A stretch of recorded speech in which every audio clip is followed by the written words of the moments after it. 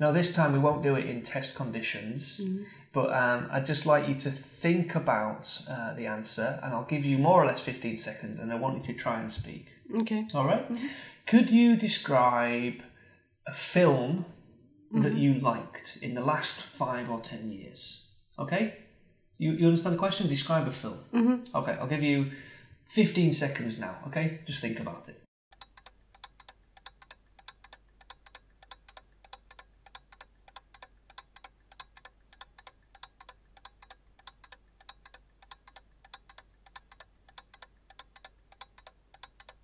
Okay, time over. Okay. Do you want to try and speak? Yeah, a film that I really liked is The Orphanage. It's about a woman who grew up in an orphanage, but she goes back to the orphanage as a woman and finds out that all her friends are dead.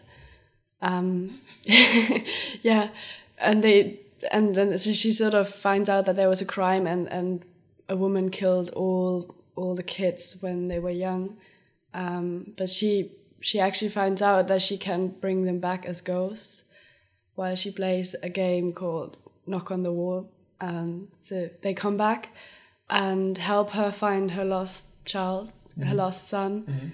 But at the end of the movie is actually that her son is dead as well. But the way it's made is quite interesting. It's really tense, and yeah, it's in Spanish actually with English subtitles. Okay, you can stop. Okay. I don't know how long that was, but it was probably similar to the amount of time. But you did really well. Now, in that situation, it was good because you had a film in mind and you seemed to remember it very well. Okay. Now, sometimes when I've been teaching before, I'll ask a question like, describe a book. And sometimes a student hasn't read many books for a long time, but some people just don't read a lot. I personally don't go to the cinema a lot, so if I had to think of a film now, I'm struggling a little bit to think of something, and that can happen.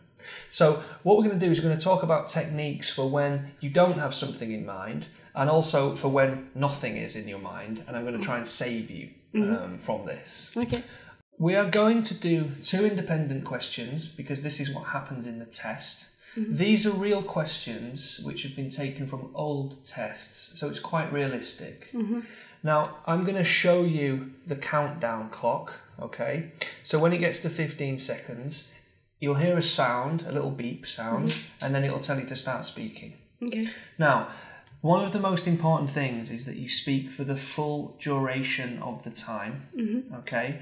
And it doesn't matter if you're still speaking or trying to explain something when you hear the end sound.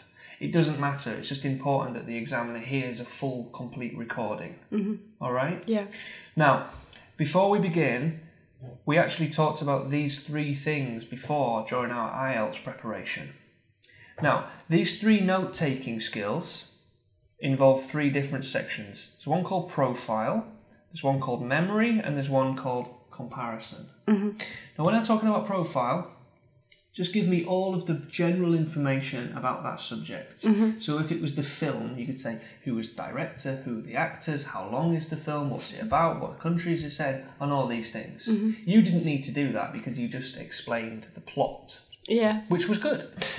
Comparison, maybe you could compare that film. Maybe it was you said it was a Spanish film, okay, but maybe you're talking about, I don't know, a strange German film that nobody's ever really heard about, and you could say, you could compare it to a more mainstream American or English film. You see what I mean? Just so that you've got a little reference point. And then for memory, you could talk about maybe how it made you feel, who did you go to the cinema with that day, all of these things, just so that you've got more to speak about.